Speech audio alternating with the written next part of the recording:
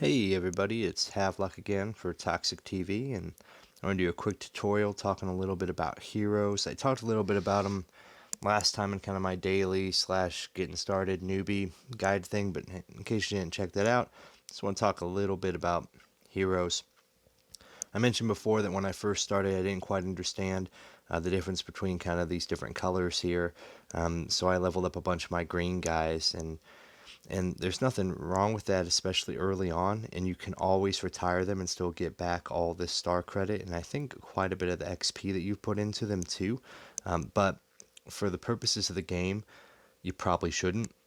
You probably shouldn't be leveling up anything lower than blue.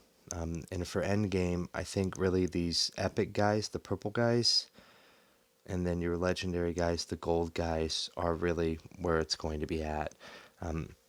And just to kind of explain why that is, as you enhance, as you use more of these fragments, you're going to see the guys exponentially get better.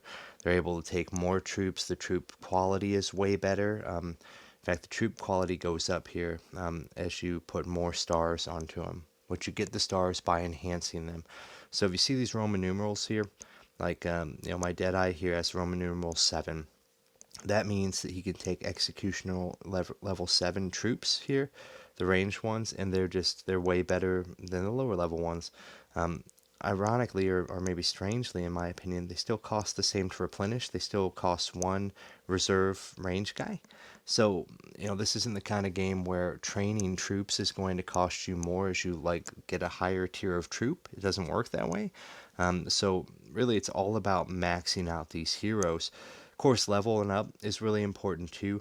And you're going to do that naturally, but you can also spend your XP here to level up as well.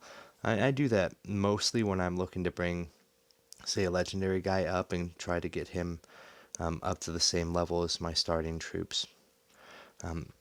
So why are the legendary and epic so much better than, say, these green ones? So here's a green guy who's 5-star. I can't go any higher than that. I can level him, yay.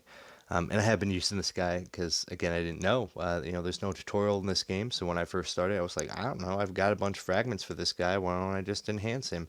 And he served me well early on in the game, but as you can see, his power rating here, it's 86,000. That's not great.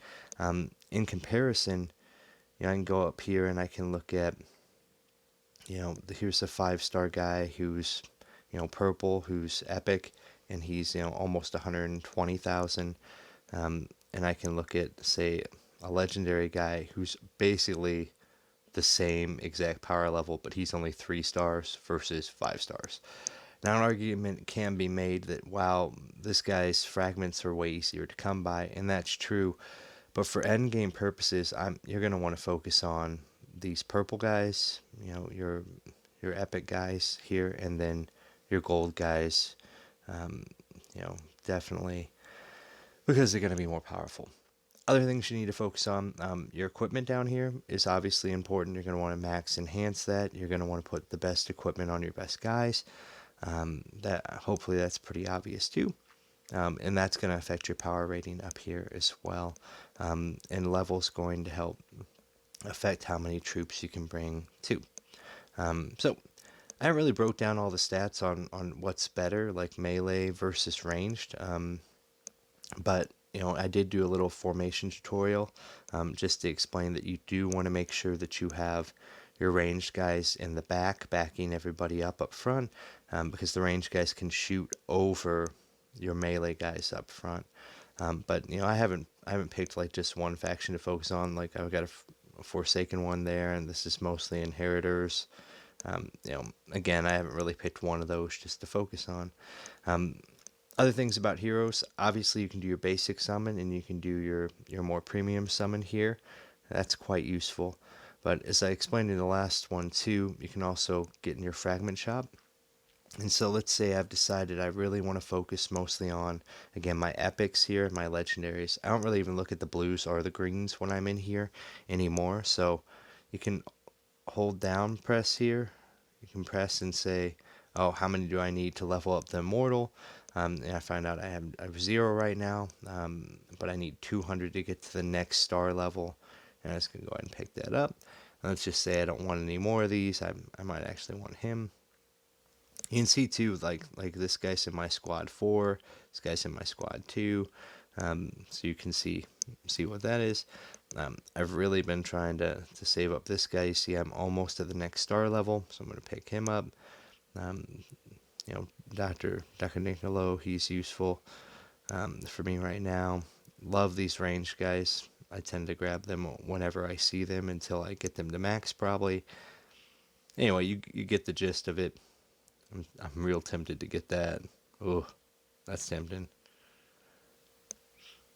It's so rough. But you can get this guy in the Alliance market as well. But that is tempting. I might come back to that after I'm done recording. But anyway, I hope that demystifies heroes a little bit and explains like why puts all this effort into getting like this legendary guy up to, you know, max purple stars. Why do that? It seems like a lot of effort. It seems like a lot of you know, hero scraps and a lot of alliance coupons. Why do that? It's because he's exponentially going to be worth so much more whenever he gets to top tier.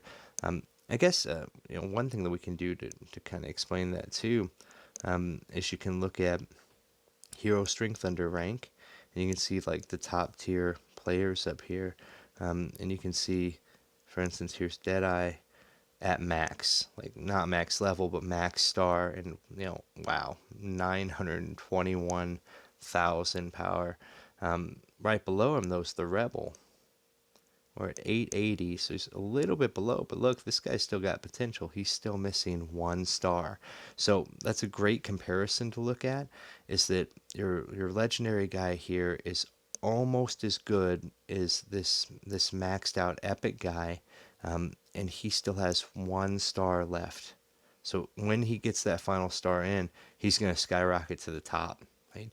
And you can see a lot of people are focusing on the purple right now, and even, you know, even some on the blue, and there's nothing wrong with that. They're all really useful, but late game, you know, it's going to be probably mostly legendary guys who are taking out the really big monsters and getting the really big points. Anyway, I hope this was useful. Again, hit me up in chat or in Alliance chat if you have any specific questions, or if you have any more great info on heroes. Again, I'm still learning too, you know, about heroes and how this all works. You know, the game is still pretty new, and I'm always looking for tips and things that I can share with other people to help them get better at this game, you know, so that our alliance can be the best it can possibly be. So with that, this is Havlok, and I'm going to go ahead and sign off. I'll see you all in game.